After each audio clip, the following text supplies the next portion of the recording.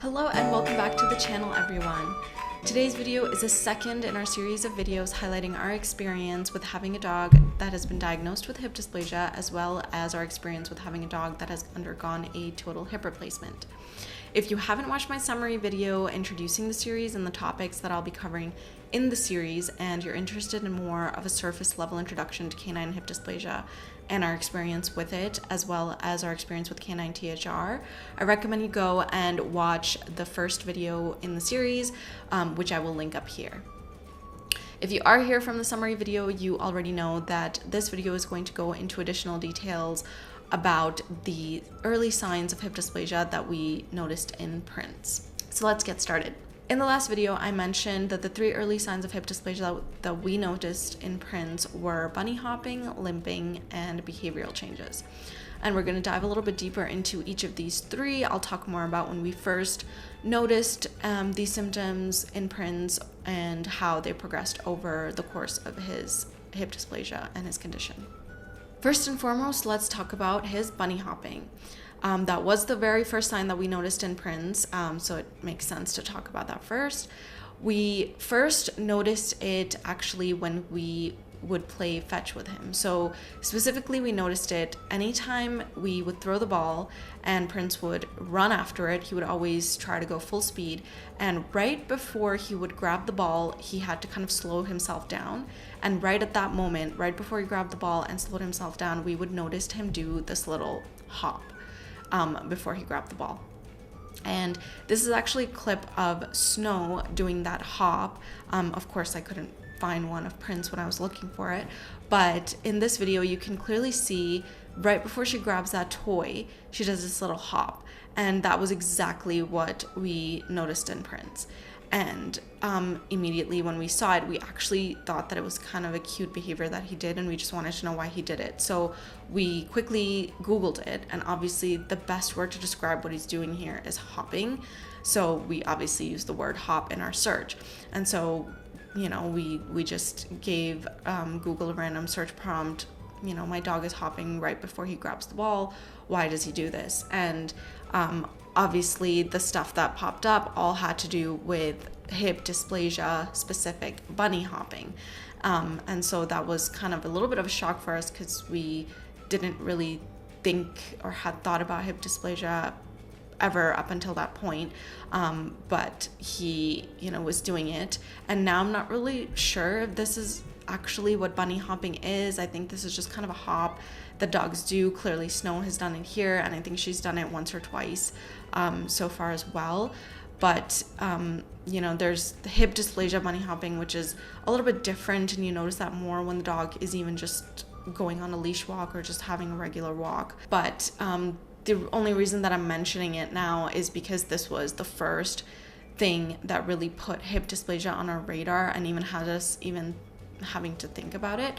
And of course, as Prince got older and his condition progressed, we did see the signature bunny hop as well in him, and that was very much associated with the hip dysplasia because eventually he just started doing it every time he would run, even if it wasn't full speed. And he was also showing other symptoms that really prompted us to look more into hip dysplasia and consider that Prince may be diagnosed with hip dysplasia. The other symptom in question was the limping, and we first noticed the limp when Prince was just under a year old. So at the time, we used to go a lot to the off-leash dog park almost every day, and Prince still loved being off leash and still does, and he used to take a lot of advantage of having all that space, and so he would run around full speed and really, you know, try to get his energy out. And before I go even further, I just want to take a second before people come for me. We no longer go to dog parks. Obviously, we've learned our lesson that they're not the best environment for dogs at all, and so we learned from that. We moved on from it. We do not go to off-leash dog parks anymore. And so back to his limping, one day we just went to the dog park as we normally do.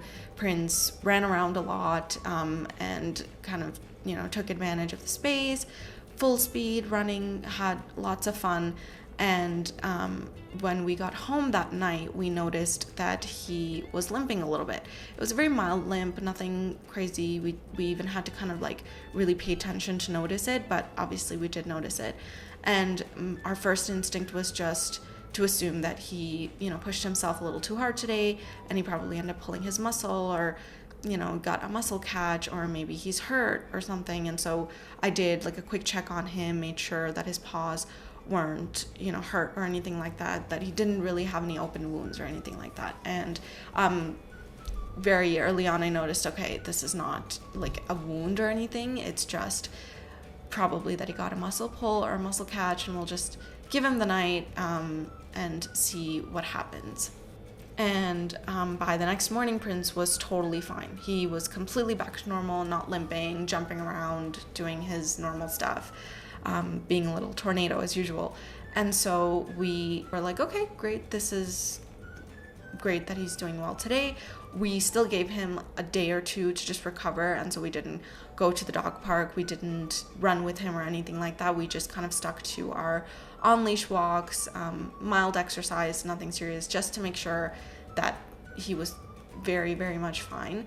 And after giving him those 2 days, we went back to the dog park. And obviously Prince had lots of fun there. He ran again full speed. And then again, we noticed that night that he was limping when he got back. And so we figured, okay, maybe we need to give him a little bit more time to recover. A day or two just wasn't enough. And even though he seems fine, we'll give him a week and a half, 2 weeks, something like that. We will just kind of stick to mild exercise, just his on-leash walks, and we will go from there. And of course, by the next morning, again, he was totally fine, but we obviously had decided we were going to give him that time to recover fully if it was a muscle catch or anything. And at this time, we didn't think that it was really important to talk to the vet or anything like that. We had seen our other dog, Mocha, also go through this all the time, where time to time he would just push himself too hard running all day, and he would just get really, really sore, and it would go away in a few days. So that's what we figured this was, and we just decided to give Prince some extra time to recover. And then after giving him those 2 weeks to recover, rather than go straight to the dog park or straight into running, we decided to go on a hike instead. And we loved going on hikes before. It was something we did all the time. And so we went on a 2-hour hike, nothing too intense or crazy. And we noticed that night that Prince, again, was just kind of acting a little bit weird. So he was just kind of curled up beside our bed, and he didn't want to climb up, which was really atypical for him. He usually just climbs right up into bed with us when it's bedtime and doesn't think twice. And then I just kind of went up to him and approached him and see if he was okay. And I noticed, I started petting him, and I noticed as I kind of approached his, back area, he started to growl at me a little bit. And I immediately kind of, stopped, and I backed up. I gave him his space. And instead I asked him to just come to me. So I just called him, and I could tell immediately that he was not doing okay, because he struggled to get up, and he was definitely limping, walking over to me. And I remember that moment so clearly, because my heart just kind of fell in my stomach, because at that point we had known that he was bunny hopping, and because of the bunny hopping, hip dysplasia was already on our radar. And so that was the night that I really did think, it's clearly not a muscle pull or catch, nothing like that. Obviously it could be a little bit more serious than that, but my heart just completely was like, I think he might actually have hip dysplasia, and we actually have to consider it, because up until that point it was just a really extreme diagnosis, kind of like when you Google why do I have a stomach ache, and WebMD tells you have some form of cancer, and it's just, you get carried away a little bit because that's just the suggestion that they give you. Hip dysplasia was kind of like that at that point, where it was too serious to consider, and we just thought it was going to be something mild. But when it became more persistent, after every time he would run full speed without fail, even after we gave him the time to recover, we kind of realized, okay, we do need to start looking at hip dysplasia and considering that Prince might actually be diagnosed with hip dysplasia. And I was up that night really late, kind of looking into it, Googling hip dysplasia, sort of starting my research into it, because I was just so worried about it at the time. And of course, Prince by the next morning was totally fine. And so we decided, okay, we might need to book an appointment with our vet at this point and see what's going on, get her opinion. But unfortunately, at that time, we weren't home. We were actually, visiting family quite far from home, and we wouldn't be home for another couple of days. So we just kind of had to wait. I booked the appointment anyway right away to see the vet as soon as we got back. Obviously, we realized that the limping was becoming persistent, and this was along with the bunny hopping, and we also knew that with Prince and his breed, hip dysplasia was quite a common condition that was prevalent in his breed. And so considering all that, we sort of figured, okay, we need to talk to our vet about, what's going on and whether it could possibly be hip dysplasia. And we did notice that he was only limping in very, specific conditions. Obviously, the 2-hour hike was a lot for him, or running full speed was a lot for him, but just kind of playing fetch in our backyard where he wasn't quite pushing himself was totally fine. His on-leash walks, he was totally fine. So we mentioned all of that to her, and at the time that she examined him and she got to see him, he was completely normal. So she couldn't see anything wrong with him at the time. Obviously, she did believe us that he was limping, but she said in order to be absolutely sure, we would probably need to do an x-ray, but we can just start with doing a physical exam the next time you notice the limp. So bring him in right away. As soon as you notice it, I will see what's going on. And so that's exactly what we did. The next time that Prince was limping, after we went to the dog park, we booked an appointment the following day and kind of took Prince to her to see what was going on. And she did a full physical exam on his hips to kind of test his flexion and his mobility in his hips, and he was totally fine with the exam. He didn't flinch in pain. He kind of let her do what she was doing, and so there was nothing that she could really see from that physical exam. To her, he looked completely fine. And so at that point, she recommended that in order to manage his pain, she was going to prescribe him some meloxicam or Medicam, and she advised us that we just give this to him and see if it helps. And when we started him on meloxicam, he definitely seemed to be doing well, and his limp was a lot more manageable. He wasn't in as much pain, obviously. From that point forward, we administered the meloxicam on an as-needed basis, and over the next couple of months, we did notice that he kind of got very used to the medication in terms of his pain was just too great. Like he obviously his condition started to progress, and his limp was much more intense. It was a lot more noticeable, and it also started to last longer, to the point that it would actually last until the next day.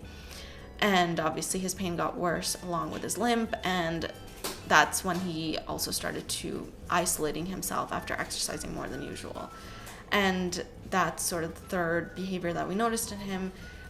That was his isolation. So it progressed to not wanting anyone near him, not wanting anybody to touch him, and along with his new preference to be left alone, he started growling more and more when he was touched. So anytime we would be petting him and we got near his hips, as I mentioned before, he would growl.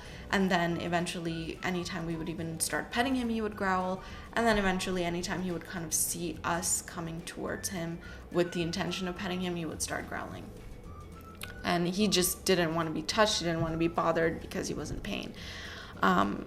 And obviously this new behavior was not something we wanted to encourage, but at the same time, we wanted to respect his boundaries. He was clearly showing us a sign that, he didn't want us to do something. And so we did sort of follow through with that, but it wasn't really a good sign that he was growling and showing that behavior.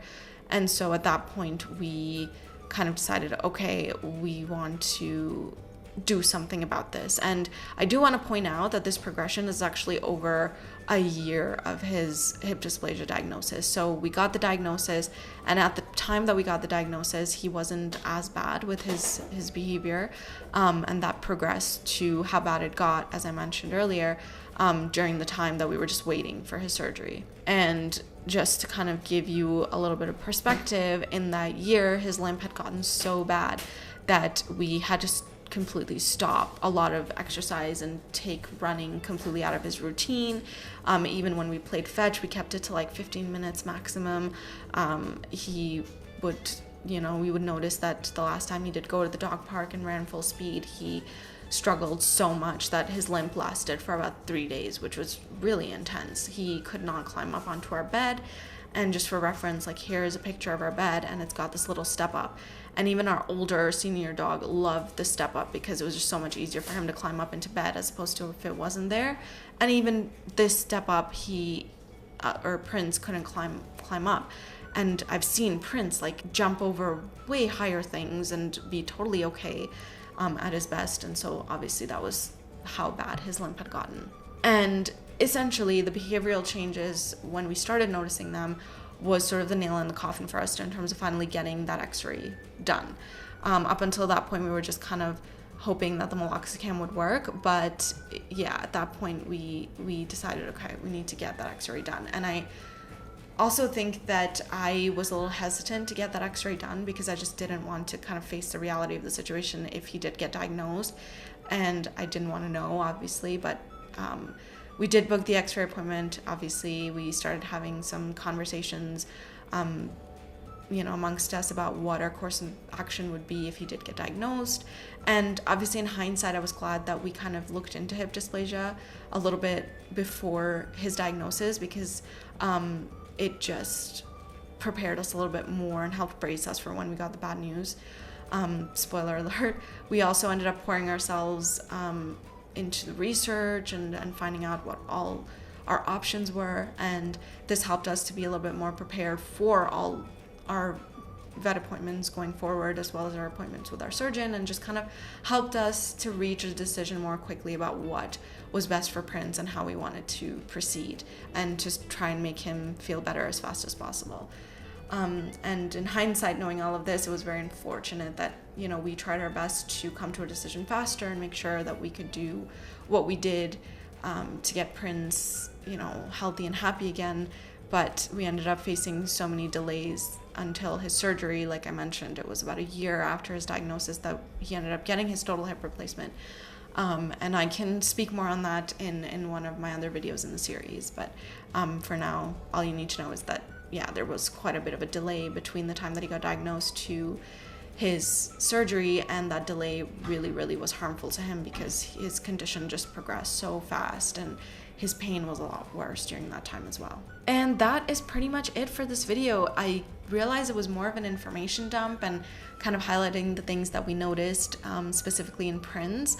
I know that other dogs do display other symptoms of hip dysplasia as well. For example, in our senior dog Mocha, we've noticed that he struggles a lot to get up, which was his main sign.